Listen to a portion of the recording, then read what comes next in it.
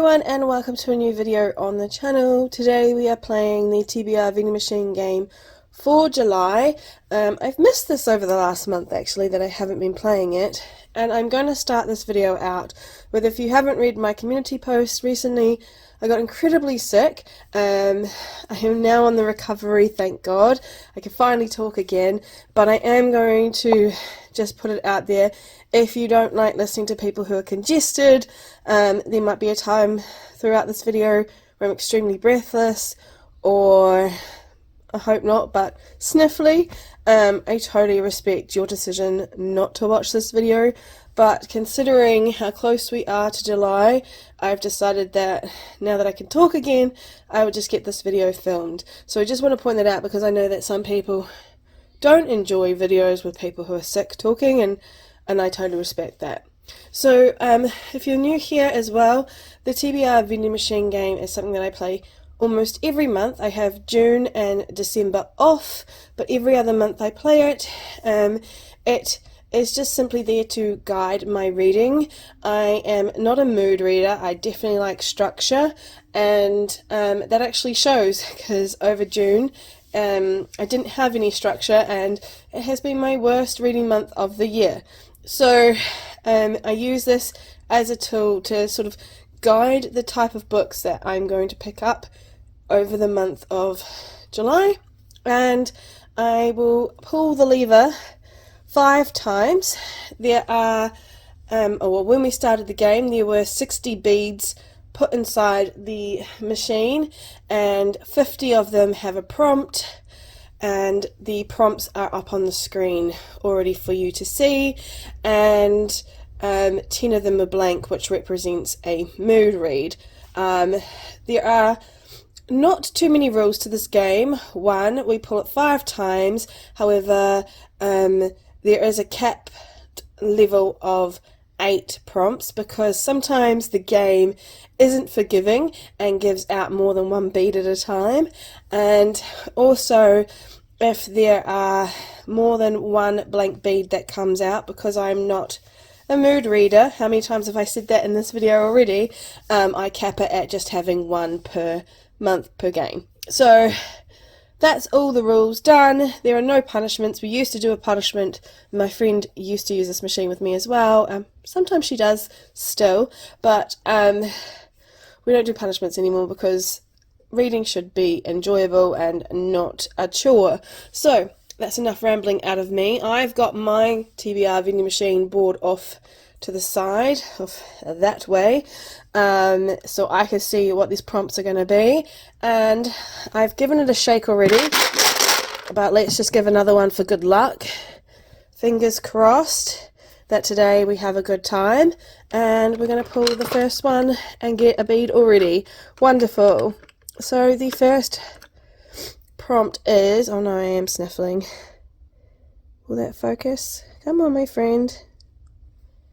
Number 26, and that is the, of, and, and it simply needs to have one of those in the title of the book. Pull number 2. So far we're being very kind. Thank you, TBR Vending Machine. Last time you were terrible. We've got number 22, and that is colour in the title. So I'm trying to think of one off the top of my head, and I can't think of any, but a book that has the colour like violet skies. That's not even a book, or if it is, I've never read it, but that's just an example. Number 3. Oh, this is being very kind. I'm probably jinxing myself now being happy so far. Oh, little new hop. What have we got? Focus, my friend. Focus. Number 21, and that is title / name. So the Wicked King is one of those. I'm a bit nervous because I don't think I've got any on my shelf that I haven't yet read, but we'll see. I'll have a look around and we'll see what's going to be the TBR for this month. I would say this year. This year is going by very fast. I can't believe we're going to July already.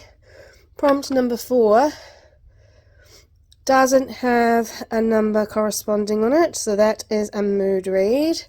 I was hoping I could go an entire month without one of those, but it seems like now that we're getting lower into what's left in the machine, they're very much so prevalent. And on our last pull, we now have 2. Let's hope one of those doesn't have a sticker on it, and we can stick to 5 prompts. Thankfully, that is the case. So that is another mood read one, so we are not using that. However, we are going to use this one here as our last prompt. Oh, I'm so sorry for the sniffling. Hopefully I can cut it out when I'm editing this video back. Is it going to focus? Number 32, and that is published before 2020. So that one's quite interesting. We'll have to have a think on that. So I'm going to have a little look at what I have on my lists to read. I do have quite a few arcs to read over the month of July, and we're going to try and see if we can fit some of them into these prompts, and otherwise we're going to have a look on the shelf and see what we have available. And the first book that I have picked was for colour in the title, and I didn't have any on my shelf. I sat here and looked at every book and found that I didn't have a colour, and if I did, I've already read it.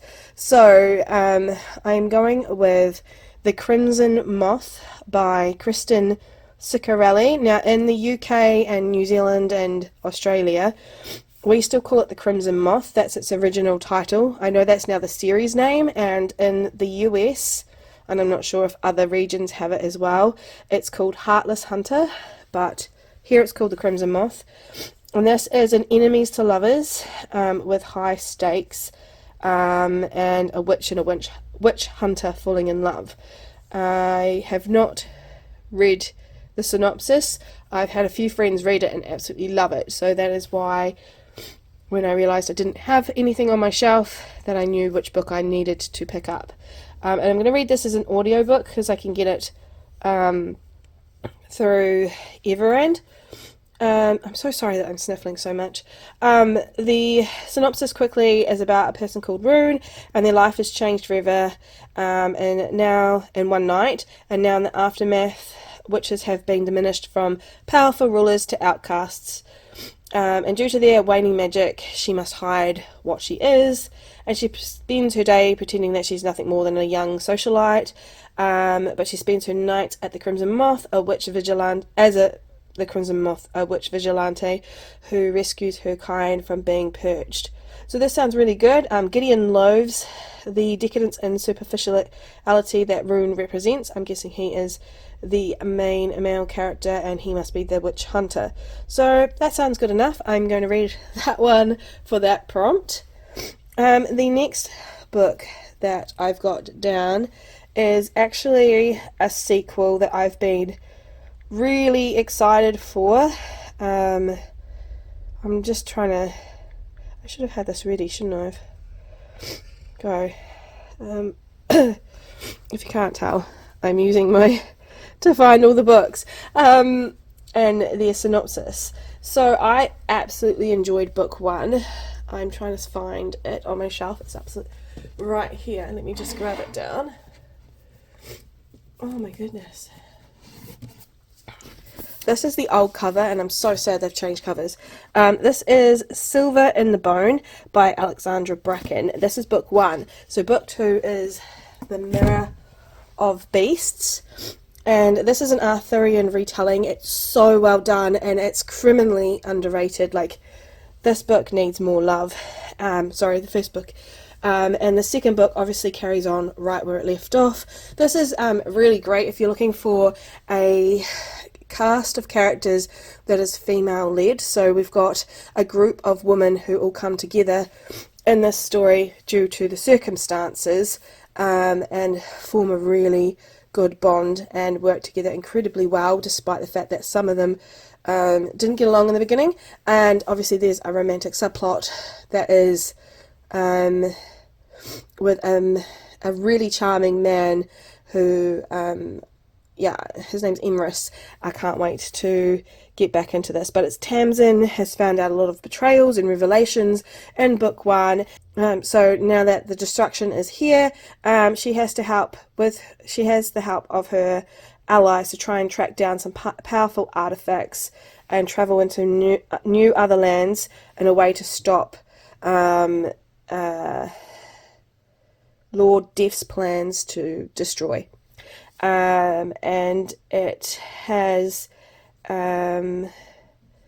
it's basically an Arthurian legend that bleeds into contemporary action, but I really, really like this. I'm doing a really poor job of explaining this world, but it's really good. And I have the ARC copy of this. My friend Millie has finished her ARC copy already and is like, it's amazing. Please pick it up as soon as you can.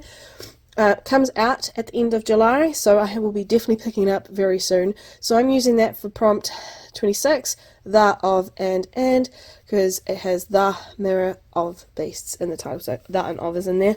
So I'm really looking forward to reading this book, and I will let you know how that goes at the end of July. The next prompt is number 21, titles or names, and I've gone with The Au Pair Affair by Tessa Bailey. This is book 2 in the Big Shots. Oops. Hopefully that will open the right one. The Big Shots series. I read Fangirl Down by this author early in the year, and I have a love-hate relationship with Tessa Bailey books. I'm more likely to end up not liking one of her books than liking it. So I was hugely surprised that I came to love Fangirl Down so much. I gave it 5 stars. It was one of my favourite reads earlier in the year, and it's one of my favourites by this author. So I have the ARC copy for book 2, and it follows Tallulah, and she is studying to become a marine biologist, and she's incredibly broke. So Burgess, who is a hockey veteran and a newly single dad, offers her a job as a live-in nanny.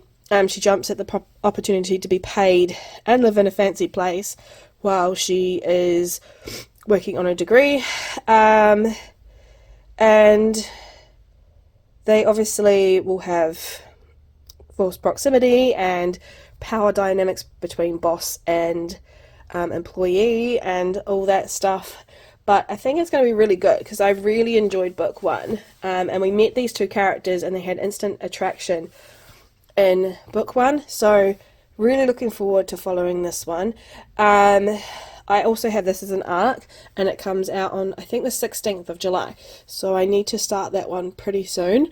And that's what I'm going to do for titles and names, because an au pair, is that how you say it? Au pair? I'm not sure. That is a role or a title of a job. So I'm going to do that one. And then mood read was the next prompt we got, and I'm not going to do any planning for that because that defeats the point of a mood read. But the last prompt we got was number 32, and it was published before 2022, and I'm going to do, I actually have the book, hold on one second. I'm going to do book 3, Escaping from Houdini by Kerri Maniscalco. This is in the Stalking Jack the Ripper series. Sorry, I almost put that down.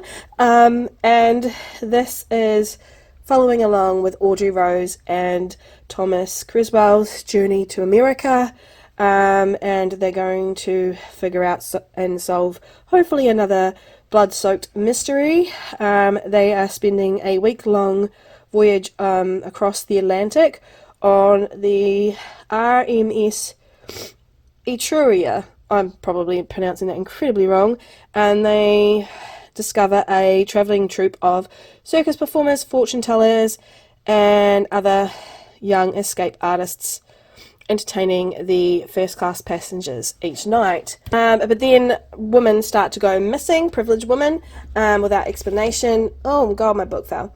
And there are a series of murders on the ship, so it's up to them to try and investigate and find the answers to this murder mystery. I really, I'm going to put that down. 1 second. Okay, I really enjoyed book 2 in this series. Stalking Jack the Ripper was okay, but book 2 I listened to and really, really enjoyed it. So I'm hopeful that book 3 will have a similar pattern, and that I will really enjoy it. I don't know, I've put this off for so long now, but I really want to read it. I have applied for the audiobook from Libby, because that's how I read book 2 and really enjoyed it. So I'm wondering if continuing this series in an audio book format is better. So that is what I'm aiming for, and I'm first in line, so I will get this sometime during July and pick it up. Editing Shell just jumping in here to state that I did have a couple of other books here that are arcs, but I've already finished one in between filming and narrating this, and also the other book that I had was an arc, and I've decided to take that off sharing in this video just because I've already started it. So they're 2 books that don't really matter right now to the TBR because they're already done. So we're just going to skip into the last 2 books that I have on my TBR for July. And the last 2 books I want to read, one is one that I've been putting off for the longest time, and that is, should I put it up there? Yeah. The Stolen Ear by Holly Black. This is book 1 in the companion series after the Folk of the Air series. If you've been following along this year, I have reread the Folk of the Air series entirely. Had a wonderful time, and now it's time to get stuck into the Stolen Ear. I'm actually going to look and see if I can get the audiobook for this, if there is one, because I just keep putting it off. And I know that I will listen to an audiobook, and I've just got an Audible credit that I've got no idea what I want to listen to, so I'm probably going to go and look for that. And this follows Oak, who's now growing up, and 𝓬𝓮, who we met in book 3 in the last series, and I actually don't really remember what is going on. 8 years have passed since the Battle of the Serpent, but in the icy north, Lady Nor of the Court of Teeth has reclaimed the Ice Needle Citadel. There she is using an ancient relic to create monsters of stick and snow who will do her bidding and exact her revenge. 𝓬𝓮, child queen of the Court of Teeth, and one person with power over her mother, fled to the human world where she lives feral in the woods. Oh, bless her. Oak, now 17, is charming, beautiful, and manipulative. He's on a mission that will lead him into the Citadel, and he wants 𝓬𝓮's help.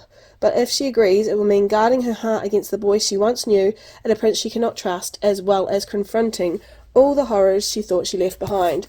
That sounds amazing.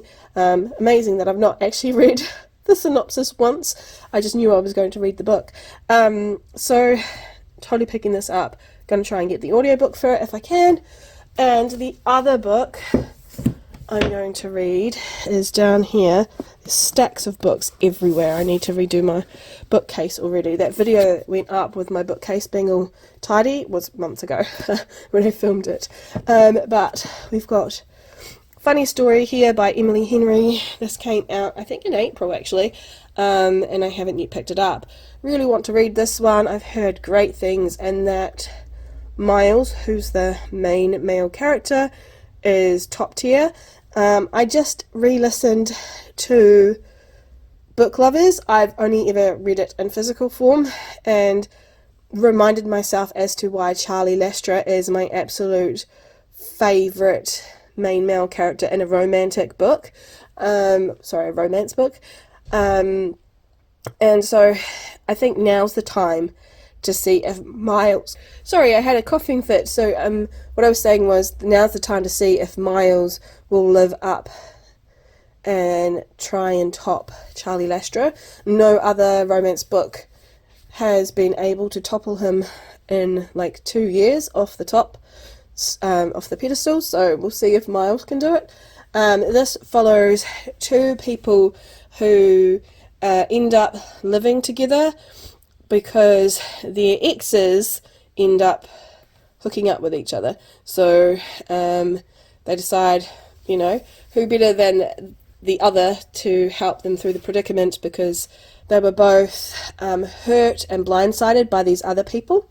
And so what they decide to do over some drinks is to lead everyone astray with some well-curated photos to show as if they are also now dating, and I'm assuming that they're going to fall in love with each other. This is an opposites attract romance, and I'm really looking forward to reading it, even if it doesn't top Charlie. I really love Emily Henry books, and I want to see where this one fits in the Emily Henry scale. It's quite funny that I have that scale to represent all of her reads, so I want to see where that one fits in. And that is the last book on my TBR for July. If you made it to the end of this video, thank you so much. I am progressively sounding worse as this video goes on, and I'm going to stop talking now because I am starting to get a bit of a headache, and I really appreciate you all taking the time to be patient with me right now with my filming schedule and upload schedule not matching what I normally do. Until we next meet, I hope you have fun reading or writing or journaling or anything, and that you're not sick, and if you are, that you feel really better soon. And I'll see you in another video very soon. Bye everyone.